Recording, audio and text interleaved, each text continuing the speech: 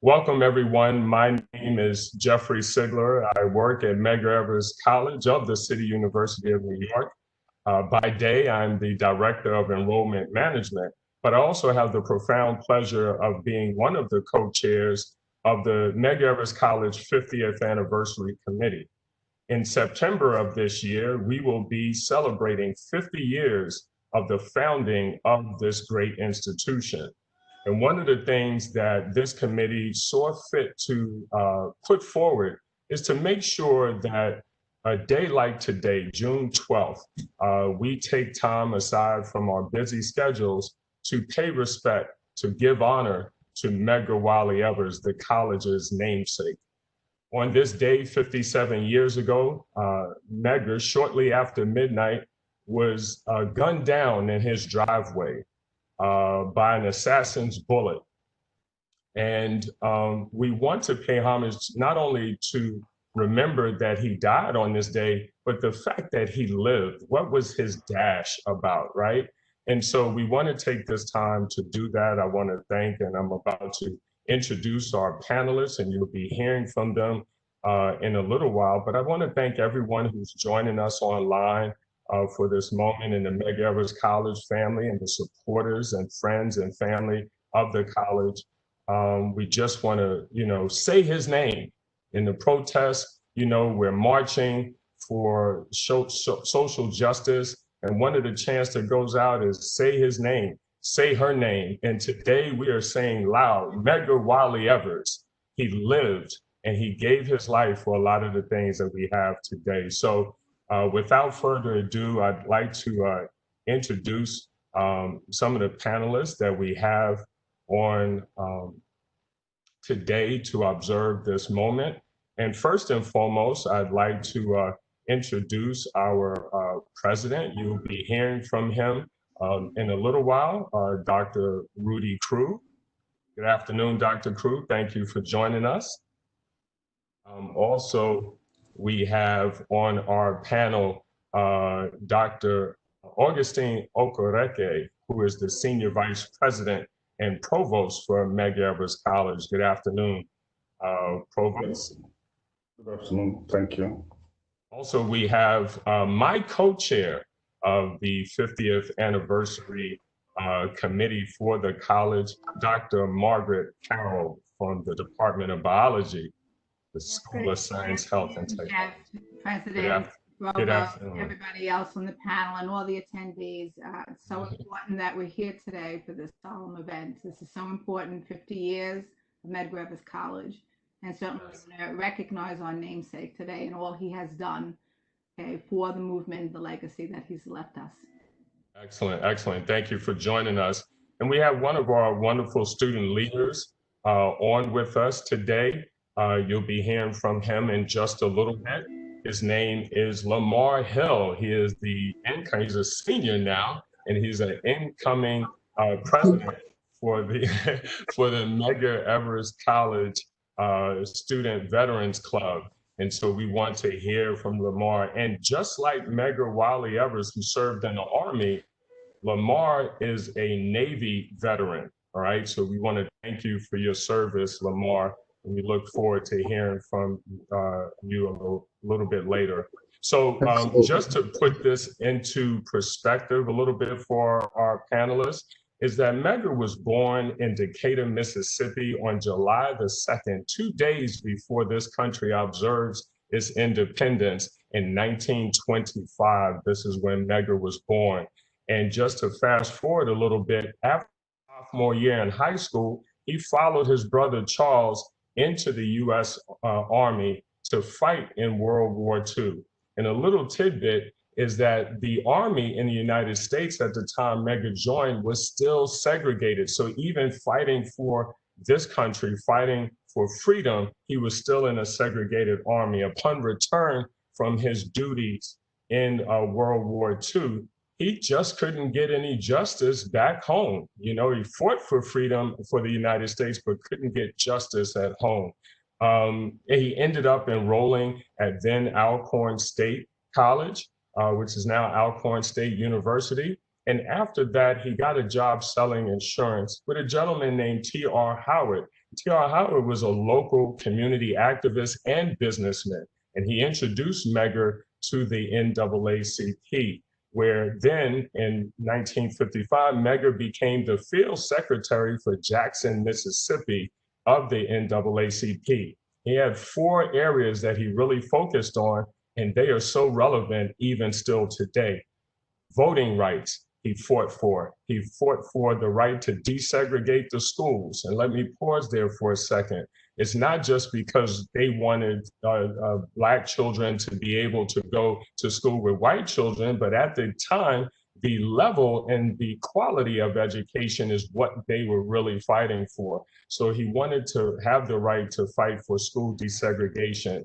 Then also public accommodations. Now we mostly shop online, but it's under 60 years ago where people couldn't even go into a place to purchase items, and or if they did, they couldn't try on the items. So he fought for the right of public accommodations, even stay in a hotel on a long trip.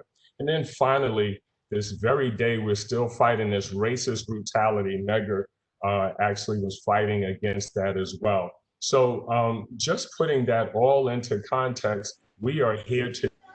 And regrettably, early on July 12th, 1963, Medgar was gunned down by an assassin's bullet, Byron Della Beckwith, who also served in World War II.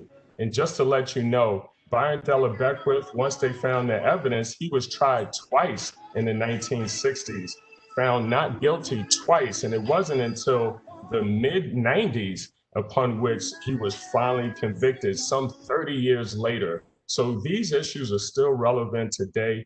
And I just want to hear from our panelists. And before I do that, I just wanted to take a moment of silence for the life of Medgar Wiley Evers. Medgar never reached the age of 40.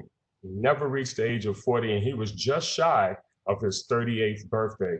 So I'd like for us to take a moment of silence, 37 seconds for each year that Medgar was alive. Let us take that moment of silence at this time.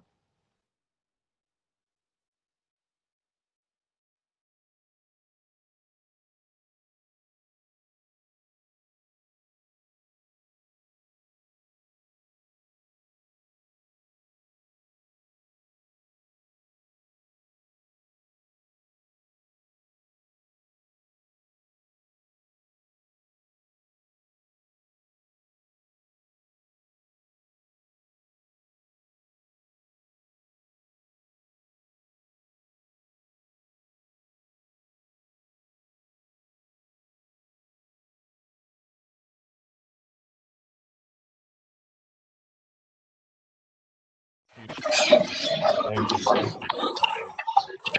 So at this time, to bring on President of Medgar Evers College, Dr. Rudy Crew. Welcome, Dr. Crew.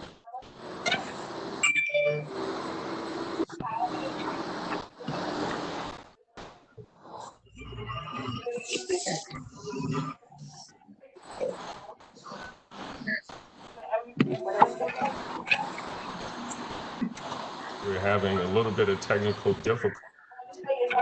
We're going to try and get Dr. Crew up in a second. Crew, if you can hear me, once you're on, just let us know that you're back on. We could just have my support team, if we could just mute everybody's not talking. It sounds like we're some.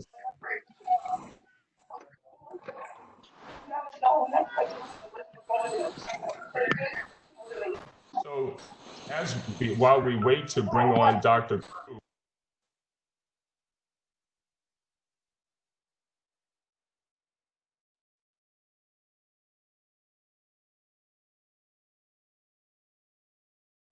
Unmute yourself, Mr. Sigler.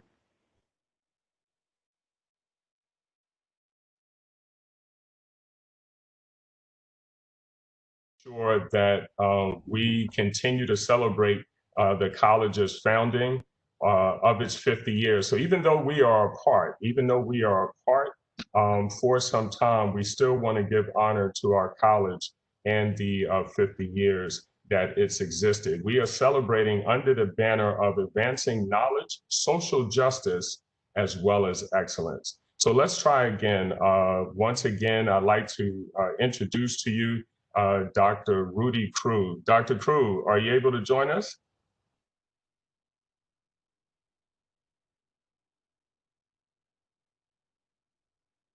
Sure. I saw him a while ago. Okay. So we'll still give him a chance to come. So don't mind my dog. This is a stay-at-home situation right now. So Dr. Okereke, if you can just tell us for a second while we're waiting on the president, if you could just share with us a little information about how you feel about Medgar's life and legacy, and put it into some context. What does this moment mean for you? Yeah, Medgar's life could not be so well celebrated at this point in time when the nation and the whole world is going through a reform, going through a change, with the murder of Floyd, with the pandemic that devastated our community. His life could not be better put in perspective at this point in time. How do we use the lessons of his life to be able, to advance the cause of justice, the cause of humanity, the cause of equity? This is most appropriate at this point in time that his life resonates. And how will we, as those who grew up under his banner, be able to use that to create a change and to make this change? Excellent, excellent. Thank you. And I see our president is back. Lamar had to save me. Thank you, Provost, so much for those words. Lamar, one of your wonderful students, Dr. Crew, had to save me. I was talking and didn't realize I was muted. And as soon as I unmuted myself, the dog started barking. But this is the life that we're leading. Dr. Crew, I'd like for you to take a moment at this time to reflect on the life and the legacy of Medgar Wiley Evers, and to help put for our audience into context what his death 57 years ago still means to us today. Welcome and thank you for joining us. Thank you so much, Jeff, and thank you and Dr. Carroll for organizing and continuing the work of the 50th anniversary celebration. These are very powerful words and very powerful times.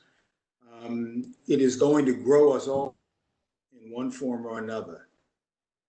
We are going to meet ourselves in the process of going through this period of time in the same way that Medgar, Martin, Malcolm, and countless others met themselves and they grew up a nation. They brought an entire nation to itself. 57 years ago, I was 13 years old. Wow. I heard about the death of Medgar Evers. It was all over New York at the time. My father, who was very active in the Pullman Porters Union, talked with me a lot about what had happened. And in New York, both then and now, there were massive numbers of people all willing to have the conversation about the impact that Medgar Evers had on the world and certainly on the nation. So today's remembrance of him is in many ways a calling back into all of our history and allowing us to connect again to what we were then and how does that translate into today's world in a meaningful, thoughtful way. So I would say to you that there are three pieces of this that as I saw this coming up today, I thought about. One was just the man himself. We're moved by the humanity of someone who would give his life for civil rights. We're moved by the reality of someone who parted from this earth fighting on behalf of freedom. And we're moved because he was a father. He was a man who, as a veteran and as a person who believed very strongly in the United States, was willing to pay any sacrifice in order for us to actually have, as Black people, what we rightly deserved, but at that time nor now are in fact getting. The question I left with this morning, as I was thinking about this, was a question I asked when I was 13, which was, now who will take his place? Who comes behind Medgar? Right, right. What do we have in the warehouse of humanity that will allow us to step up to the plate of the 21st century social justice and reform movements?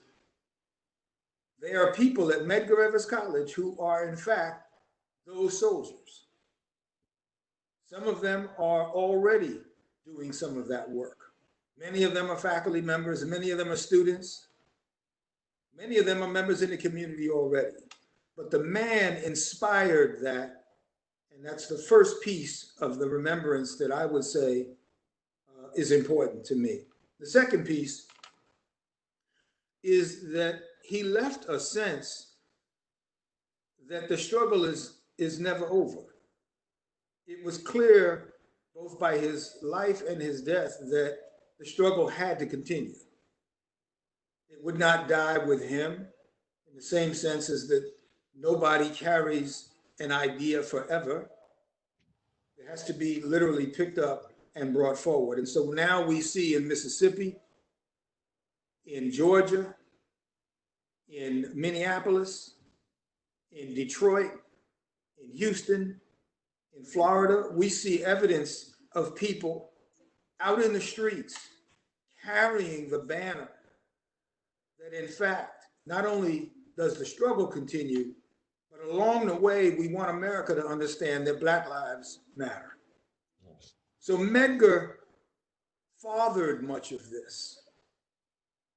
The third thing that I would say as a remembrance in this is that it's something I learned a long, long time ago, but freedom just is not free. We actually understand as a people that there is a price to be paid. Whether or not we pay that price as leaders of a college, or whether we pay it as people who are leaders within our community, or within our nation, or within our world, there is a price to pay for freedom. And while everybody is able to sleep calmly and peacefully, knowing that there are people who will in fact give that ultimate sacrifice and pay for freedom, the question always is, how much and when will you, individually, will you be asked to give on behalf of a free and just and equitable society? Medgar Evers actually is still in his grave asking us that question. So I would say on this day, as we think about Medgar, his life, his legacy, and the way by which we have to forge our way into the new world, we should remember these notions that he left us with, these understandings of this struggle, and never, ever, ever forget that this is something that will be passed on generation to generation to generation. And I look forward to the next generation of young men and women, Black, Latino, from every port of the world, literally understanding that, as Martin said, if one of us is not free, then none of us are free. Amen. Thank you very much, Jeff. Thank you so much, Dr. Crew. Appreciate those heartfelt comments. You gave us 3 great takeaways. Medgar as the man, is the struggle never ends. The struggle continues, as well as price to pay for freedom. There's this great quote that Medgar has, is that when we wear it on our T-shirts, it says, you know, freedom has never been free. Freedom has never been free, and still not free today. And so we all have to lean into that. I was made to understand also that our incoming student government president-elect, Brooke Smith, is on the line as well. So we just want to welcome her. And if our technical folks can get her to a position where we can hear from her, that would be terrific. But when we talk about our leaders, we talk about our youth. You know, Medgar, Malcolm, and Martin never reached the age of 40. We just want to remember that. They never reached the age of 40. So we're talking about that. Just want to transition now into our president-elect of the student government, one Miss Brooke Smith. Welcome. Good morning, Brooke. How are you? Good morning. Afternoon, actually. Good afternoon. Good afternoon. So, you know, we're here, and I just want to thank you for taking some time out of your busy schedule. We're here today to reflect on the life and legacy of Medgar. And after 57 years, what does his death mean to you? Can you help put that into perspective for us and introduce yourself again, I guess, whatever I left out to the audience? Yes, well, thank you for having me. Thank you, President Crew, Provost, everybody in their respective positions. I really appreciate being a part of this. My name is Brooke Smith. I'm a senior here at Medgar Evers College studying social work. And as you stated, on July 1st, I'll be installed as the new Student Government Association president. For me, I was born in the 80s, so I didn't know much about what was going on during that time until my junior high school year, where my friend Nicholas Hayward Jr. was actually killed by the police in Gowanus houses for playing with a toy gun. And that kind of opened my eyes. It was my first experience of death, and death at the hands of what should have been leadership. And it really opened my eyes to civil rights and things of that nature. So when I had the opportunity to college, of course, you know, I wanted to go to something that had meaning, school that had purpose. So, you know, here it is, this wonderful institution named after such a powerful civil rights leader that gave his life for me to have an opportunity like this. It's amazing. So, for me, I would think it's legacy, you know. Right. I feel like these people who have gone on before us and gone on too soon, their deaths are not in vain. Because of their sacrifice, because of their fight, somebody like me has the opportunity to be here right now to work on making a difference. I'm a high school dropout. And if it wasn't for Medgar Evers College, I wouldn't have the opportunity to have this associate's degree that I will proudly show every time I'm on any call, because I'm very proud of it. That's right. And on for my bachelor's, I wouldn't have that opportunity. And I've spoken to several people over the course of the past few months, and I want to continue that legacy through cultivating leadership. And I think that is one of the legacies that Medgar Evers left behind, leadership. That's that example. So, and that will be the legacy that I feel like us as students, we have the opportunity to continue on. Excellent, excellent. Thank you so much. Congratulations on that awesome degree behind you and many, many more. Thank you for sharing those words. And we have another wonderful student leader here with us, and you met him a little bit earlier, but you're going to hear from him now. Medgar was an Army man, bring on a Navy man at this time. So please welcome, welcome Lamar to this conversation, Lamar Hill. Lamar, put into perspective for us the life legacy of Medgar Wiley Evers, and 57 years to the day his death. What does it mean to you, and what should it mean for us? So, and like learning about Medgar Evers, I actually didn't know much about him before I came to the school. I'm from Kentucky. So, I came up here actually for more diversity, because all my life I grew up in an area that was predominantly white. There's a lot of conservatism. There's I experienced as a child the KKK burning crosses, Wow. in our town square. Wow. Um, I went to schools where I would be one of three, people of color, so that was my norm. And I just realized after going to the military, serving my country, and coming home that I needed something else because I had seen the world, I had experienced other cultures and things like that. And so when I was kind of looking over his life and what he did, um, from his extensive work with the NAACP, organizing voter registration, economic boycotts of white-owned companies, recruiting more people for the NAACP. He also was part of spearheading the landmark case against Old Mississippi University when he applied to their law school and they denied his entry.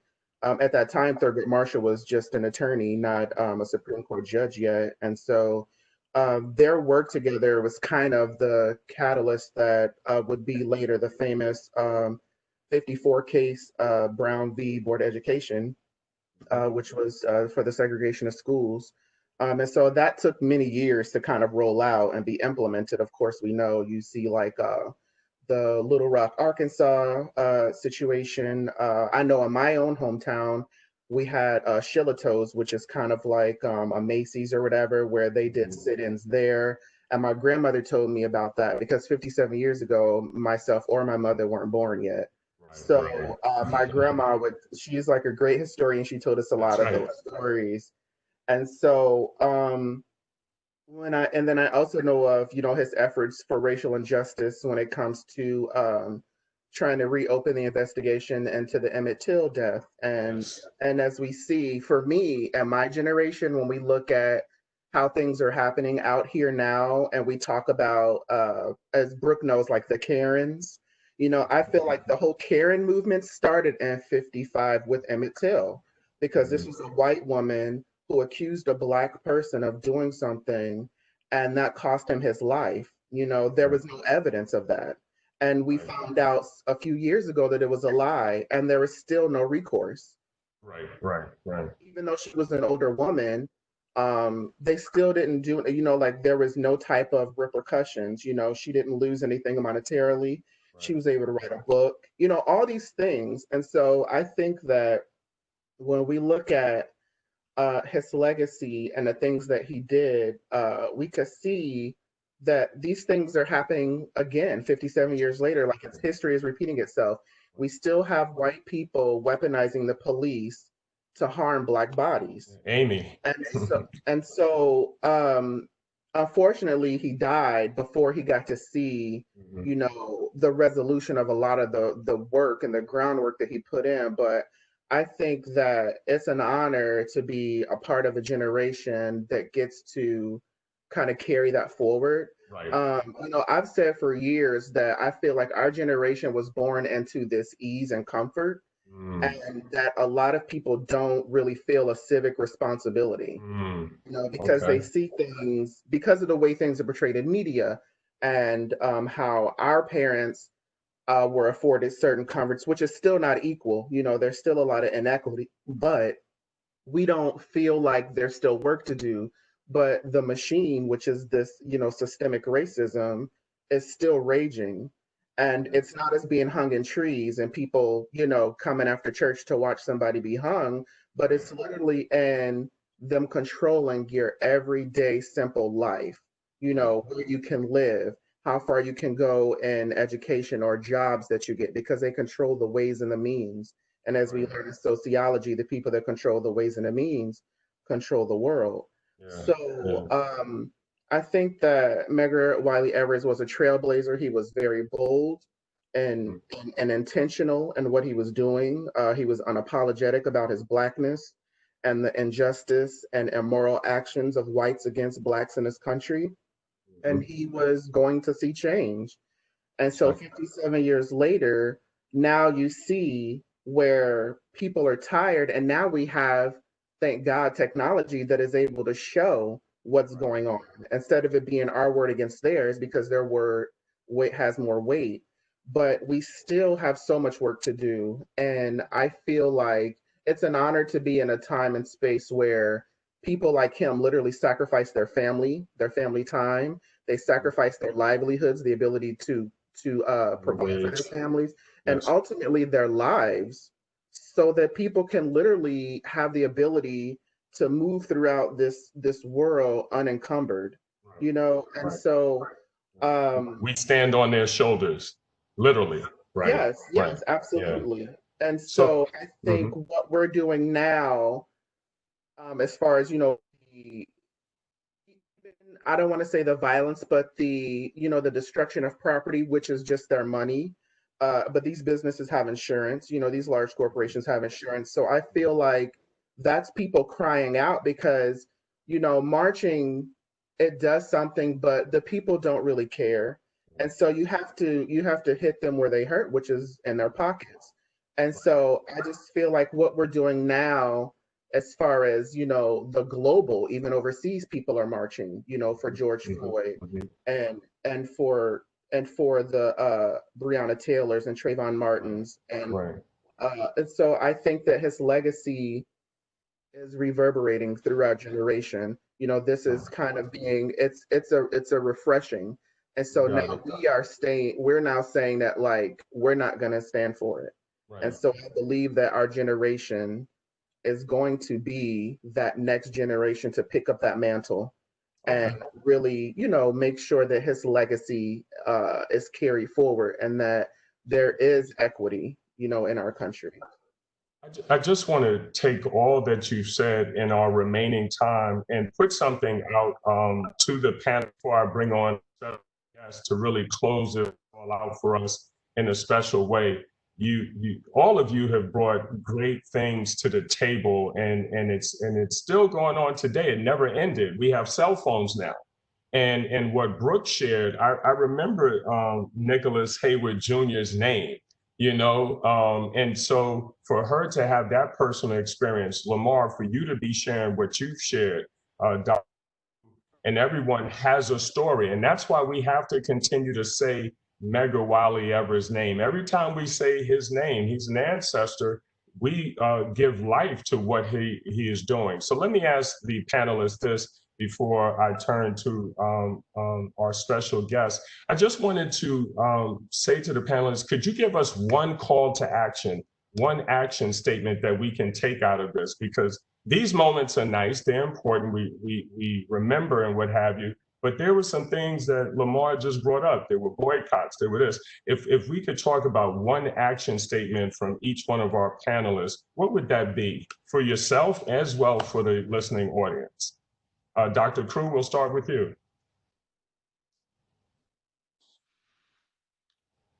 What would that one call to action be, President Crew, for you to give to the audience? My call to action would be, excuse me, would be that we would create in the college a living memorial, a way of being able for all students when they come into Medgar Evers College, that they actually need to know, need to touch and be touched by the life of Medgar Evers, as well as other civil rights leaders of that day. Jeff, you mentioned not only Medgar, but Malcolm during that time. I don't think, and Lamar said it well, as did Brooke, I don't know that they actually, can you hear me? Yes, we can hear you. See, because it goes blank on my screen. Yeah, I don't know that they would necessarily know about these men and women of the era if it weren't for a place like Medgar. Right. Okay, definitely. So I really like that. I appreciate that, and thank you for adding that. For Provost, what would be your call to action? Yeah, my call to action would be for everyone, but particularly for the faculty and the staff, to introduce programs, introduce things that will support the students, that will empower the students to go and become change agents. You know, even if it means within your curriculum, if it means a program that will empower them economically, empower them socially. This will be our call for action to do things that will support and empower the students to be change agents or to go and get a very good job, to go and do whatever they want to do. But let us consciously come together and do that for our students. Excellent. Come into Medgar to learn, go out to serve. Excellent, excellent. Dr. Carroll, did you want to add anything to that? Was there a call to action that you wanted to share? Wow, such great words by our future leaders here, Brooke and Lamar. Great words that you had, and of course, very powerful words by our president, as always.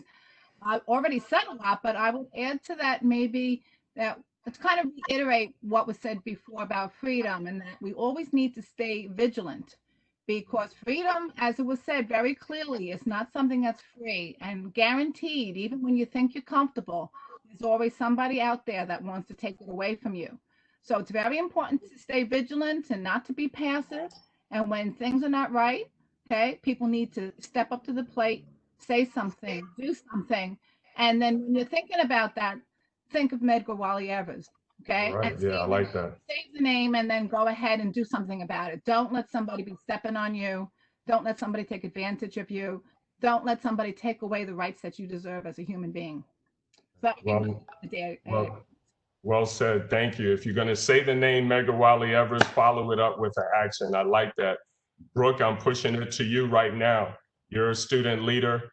Call to action. One thing that you can give that you're going to do yourself or ask of the viewing audience that they could do. I believe my call to action would be a 3-part fold. It starts here in the mind. Get civic minded, stay the course, and then get involved. I believe that we've seen great change happen, even more recently, the police reform bills that have been passed. I want everybody to be encouraged that no matter what field you're in, you can be a part of that change. Right. Keep staying the course, take that degree, let it get you into the places that you need to be. And if you want that change, either you could be at the top tier to help make this change happen, Right. you could be an ally, a community leader. There's so many moving parts to a body. That's something I say all the time. So, you just have to stay the course, get civic minded, and get involved. If you don't get involved, there won't be change. I mean, these elected officials that even help to make this change, a lot of them are in their 30s. Right, yes. Of a lot of students that are even here at the college. Right. So you have the power to do it. You can grow to have the power to do it. Just here. So. Excellent. I really appreciate that, Lamar. I think you already gave us a checklist, but pull out of that for us. And it was all great. Pull out for us one call to action that for yourself, for the Met vets, or for the listening audience. So I agree with Dr. Crew and Provost Okereke. I believe that there should be a program at the college, something that's stationary, that all students will come in contact with, that really goes in depth into the history of the civil rights movement and specifically Medgar Wiley Evers' contributions, and then how we can, for content, how we can apply that to today. So, we have a lot of really amazing professors and administration at the school who are aware of what was going on and who can really share that wisdom and also help to nurture the voices of our youth, the people that are in college now. And maybe that can look like them working in the local government, going to the town halls, going to the city hall meetings and just being a part of the actual change, because as we know, this change can only happen if there is systemic legislative changes. If there is legislation and laws that are changed, then we'll actually see, a difference in how our people are living on this earth. So get involved, get civically involved. And people always think about the presidential elections, but these changes start locally. Brooke, who is that on? Yeah, thank you, Lamar. Brooke, who is that on the on your lap? Who is that? A future leader? They asked what your name is. What is Jackson. Jackson. Are you Oh, Jackson. Wow. a future leader? No, I'm a police. Oh, he's a Okay. but That's right. Well, he's going to create change. exactly. That's why I said in your respective places, be the change. So he says that all the time that he wants to be a police. So, you know, we can teach him what is expected of being a police, what the community needs, and prayerfully somebody like him could lead that action. Well, thank you so much for having Jackson join us. And so I like that because watching you as a mother, forget that when Medgar died, he had a beautiful family that he left behind. He had a beautiful wife, Merle, who was the mother of Medgar Evers College. At least I'm claiming her as the mother of Medgar Evers College. His children, Daryl, Rena, and James, you know, he left behind. And we were blessed. We are so blessed to have as our colleague the grandson of Medgar Wiley Evers. And Daniel Evers Everett is able to join us. And I just think we would be remiss if we didn't give Daniel kind of like the last word on his grandfather, on his life, his legacy. And 57 years later, what after his death, what does it still mean today? So Daniel, welcome. You know, I don't even know if condolences is the right word, but you know, we're here today. We stand with you, your grandmother, your mom, your family. You know, speak to us, Daniel. What does it mean on this day, you know, especially with everything that's going on? Hello, everyone. Can you hear me, first of all? Yeah, we got you, Daniel, loud and clear.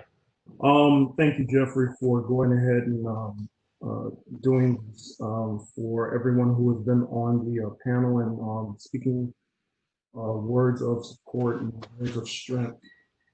This day is very hard for the family, and especially in this time that we have a repeat of history.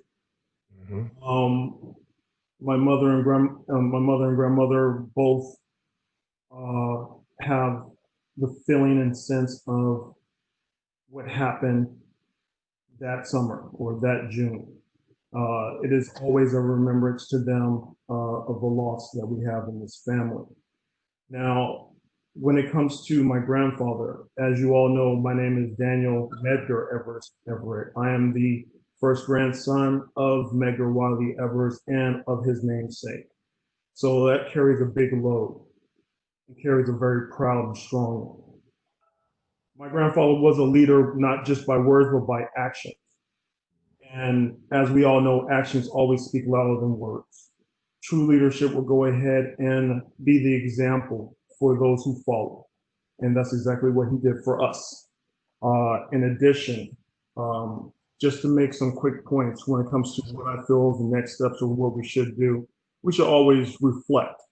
We should be reflecting on our past. We should be reflecting on our actions. We should be reflecting on what we do individually and within the community, because our actions will impact those not just beside us, but for generations to come. We should also hold ourselves accountable, hold each other accountable. It's very important in this day and age, as we see when it comes to how we're trying to hold the leadership in many different areas accountable for what people underneath them, like what's going on when it comes to the police and how things have gone backwards. It's making sure we are holding each other accountable for our actions, is that we are actually doing what we say we're going to do, because without that, there are words that are erased just like a pencil and the eraser on a piece of paper.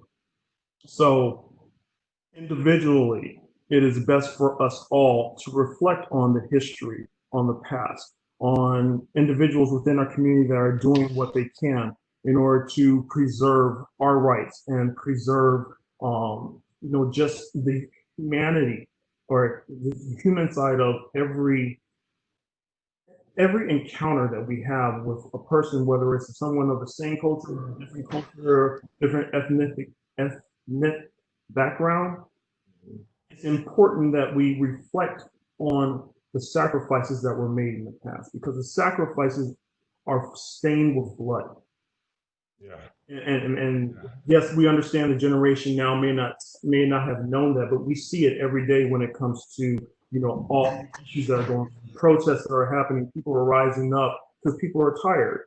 That's right. So be tired, but be proactive in a way to where it's going to have the most positive impact on not just your life, but someone else's life. That's right. And I just wanted to, say that if you're going to say my grandfather's name, and please understand, when you say his name, you're also saying my name, because my name is his name. That's right. If you want to honor him, make sure you honor him not just through your words, through your actions, but also by, your giving, your selflessness. My grandfather gave of himself, his life, so that many people here can have the opportunity to do what they're doing at this moment in time. He didn't get that opportunity. I have now reached past the age that he was slain, he was assassinated. Mm-hmm. So honor that way. And if we want Medgar Evers College to be a reflection of the leader that it is named after, then it is time to go ahead and make sure that we reflect on what we are doing now, what we have done in the past 50 years, and start looking at what needs to get done in the next 50 years. Because 50 years is a long time, but it's a very short time when it comes to all the pain that we've seen in this world. Right. We have a duty to make sure that the children and the students and the community have the best standards and the best example of what we can provide as a PBI to people of color, to the Black community, to all people. But we need to make sure that our history is known. We need to have people understand what it means to be Black, what it means to sacrifice, what it means to be in fear because of what people may think in their own community about all the stereotypes put out. And then we also need to uplift each other within the Black community. And we need to reach out for support for those that want to support us. So the generation is 50 years since the beginning of the college, 57 years since the assassination of my grandfather. There's a lot that has changed, but there is a whole lot more work that needs to get done. That's right.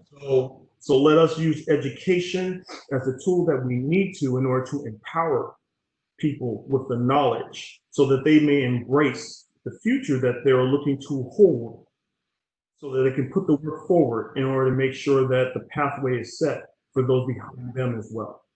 So, reflection, accountability, and always making a way for those who are working beside you or behind you or have not even started, making a path for them in order to be successful as well.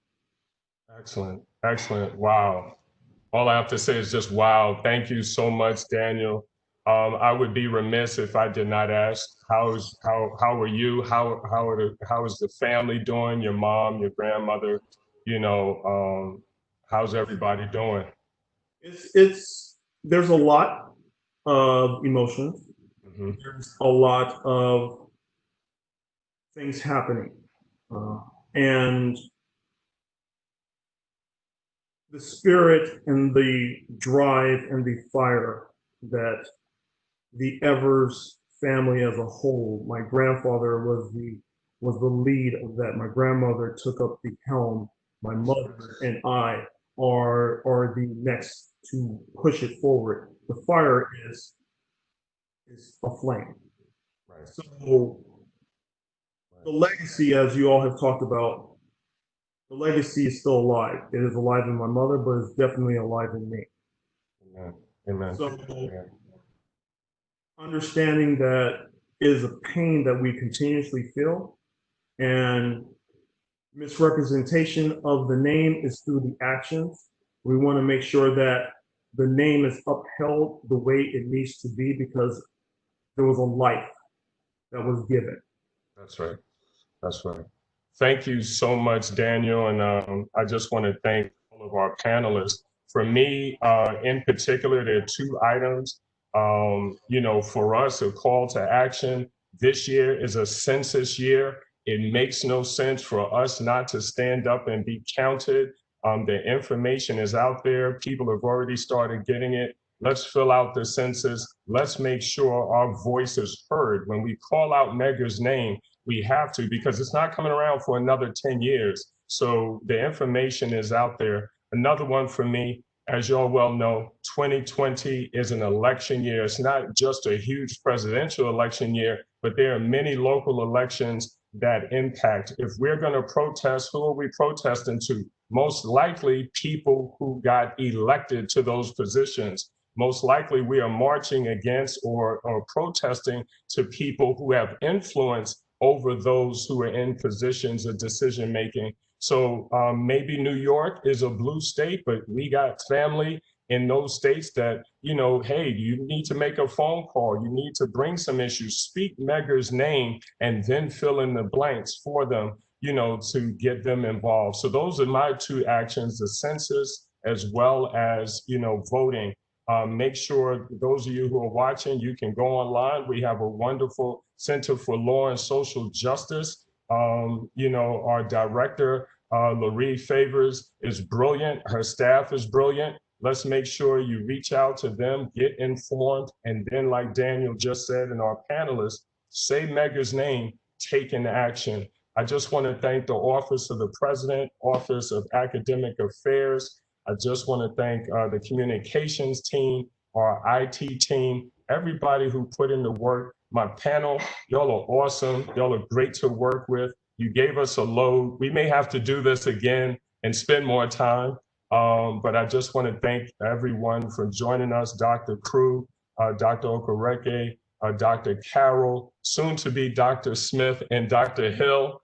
I just want to thank you. And Brooke, you wanted to say something? Okay. Thank Jackson for us and tell him to keep on keeping on. We have a seat for him, because for your family, Medgar is a family deal. And for all of you out there in the audience, thank you for taking some of your precious day, June 12th. Let's say Medgar's name. When you're going out there to protest, when you live your life, Daniel said it, represent the name, because there's a family behind that name, there's work that's behind that name, and there's definitely a life that was given behind that name. Thank you so very much to Medgar Evers College family and those who joined at this time. Let's say Medgar's name, Medgar Wiley Evers, and live and do action that will raise his name and give us the kind of thing that we were called to do as a college. Thank you so very much, and have a great, good afternoon.